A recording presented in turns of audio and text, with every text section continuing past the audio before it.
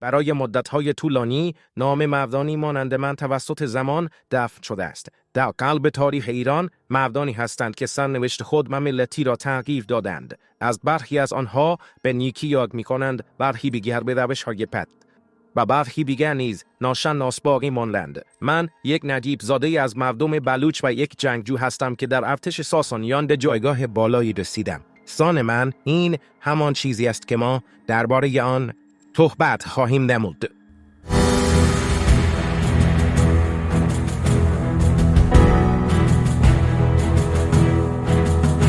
سیاه‌سوار یکی از سرداران بلندپایه دربار ساسانی و فرمانده گردان اسواران این نظام در دوران یزدگرد سوم بود.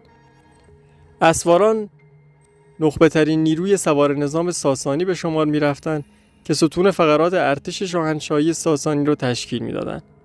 جنگاورانی که مهارتشون در نبرد بی‌نظیر بود و اهمیتشون برای امپراتوری ساسانی همردیف جایگاه شوالیه‌ها برای اروپا بود. در دوران یزدگرد سوم وقتی امپراتوری ساسانی در برابر موج حملات مسلمانان تحت فشار بود، سیاه‌سوار فرماندهی نیروهای اسواران را بر عهده داشت. او از آخرین سرداران ایرانی بود که نقشی تعیین کننده در تاریخ این سرزمین ایفا کرد. پس از فتح مدائن توسط مسلمانان، یزدگرد سوم سیاه‌سوار و نیروهاش رو برای دفاع از شوش میفرسته. اما قبل از اینکه اونها به شوش برسن، این شهر به دست مسلمانان فتح شده بود. به همین دلیل سیاه‌سوار مجبور میشه میان شهرهای هرمز و شوش اردو بزنه و به فکر چاره باشه. در یک جلسه مهم اون به افسرانش میگه همه شما میدونید که طبق پیشبینی نیاکان این مردمان بر این سرزمین غالب میشن و در کاخهای شاهی اسب‌هاشون رو میبندن. پس بهتره که ما هم درباره آینده خودمون تصمیم بگیریم. همه فرماندهان با پیشنهاد اون موافقت میکنن و تصمیم میگیرن با مسلمانان معاهده‌ای تنظیم کنن. سیاه‌سوار و یارانش نماینده‌ای به نام شیرویه رو برای گفتگو با ابو موسی اشعری فرمانده سپاه اسلام میفرستن. درخواست اونها شامل شروط زیر بوده: 1. ما در میان مسلمانان خواهیم اومد، اما با جنگ‌های عرب کاری نخواهیم داشت. 2. اگر عربی به ما حمله کنه مسلمانان از ما حمایت خواهند کرد. 3. سهم ما از بیت المال همانند اشراف و سرداران عرب خواهد بود. 4. به ما باید اختیار داده بشه که در هر شهری که خودمون انتخاب میکنیم زندگی کنیم. 5. از قبایل عرب‌های مسلمان با هر قبیله‌ای که دلخواه ما باشه پیمان برادری ببندیم. 6. این عهدنامه باید مورد تایید خلیفه قرار بگیره. ابو موسی بعد از شنیدن شرایط این درخواست اینطور جواب میده که اونطور که ما هستیم شما هم خواهید بود. پس دیگه چه نیازی به یه همچین عهدنامه و همچین شرایطی هست؟ اما گروه اعزامی سیاه‌سوار این سخن رو قبول نمی‌کنن و ابو موسی مجبور میشه موضوع رو کتباً به اطلاع خلیفه برسونه. خلیفه دوم عمر بن خطاب این شروط رو قبول میکنه و بدین ترتیب سیاه‌سوار و نیروهای اسواران بخشی از تاریخ جدید ایران و اسلام میشن.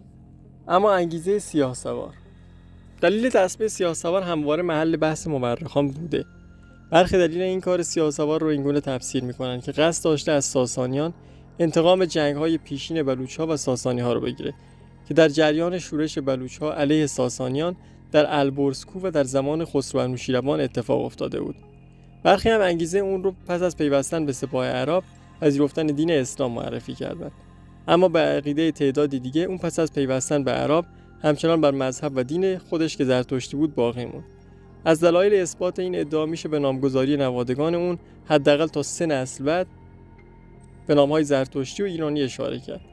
در حالی که کسانی که به اسلام گرایش پیدا می‌کردند پس از مسلمان شدن نام‌ها و القاب عربی انتخاب می‌کردند. اما سیاه و نوادگانش این روند رو حداقل برای 3 نسل انجام ندادند. عده‌ای از مورخان دلیل اصلی گرویدن سیاه‌سوار و یگان اسواران به اسلام رو کسب ثروت و قدرت اعلام کردند.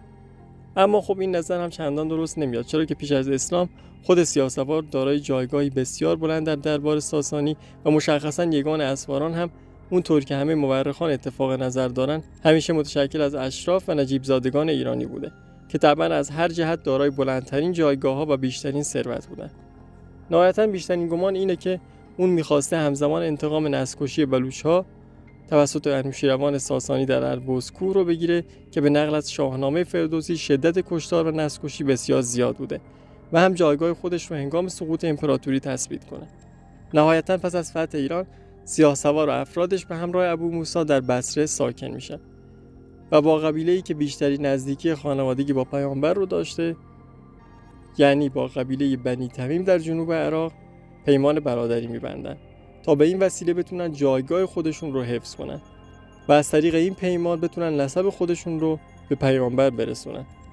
اونها ناحیه‌ای رو برای سکونت خودشون انتخاب میکنن و نهری به نام اساوره حفر میکنن که هنوز هم در جنوب عراق پابرجاست. اما در نهایت با وقوع اختلافات در جهان اسلام بین نوه پیامبر و خلیفه وقت، نهایتاً سیاه‌سوار به عهد خودش پایبند میمونه و در درگیری‌های داخلی مسلمانان شرکت نمیکنه. در نهایت اون و یارانش به سرزمین مادری خودشون یعنی ایران و بلوچستان برمیگردن. حبیب الله نوبخت شیرازی، شاعر و سراینده شاهنامه نوبخت، از مجموعه مورخانیه که از سیاه‌سوار در کتب خودش یاد کرده. اون روایت میکنه که این سردار بلوچ ابتدا در مکران زندگی میکرده، اما به پیشنهاد هرمزان فرمانده اهواز به دربار ساسانی راه پیدا میکنه و به یکی از برترین جنگاوران ایران تبدیل میشه. ابیات اون نشون میدن که سیاه‌سوار جنگاوری بوده از مردمان بلوچ که به دربار ساسانی میرسه.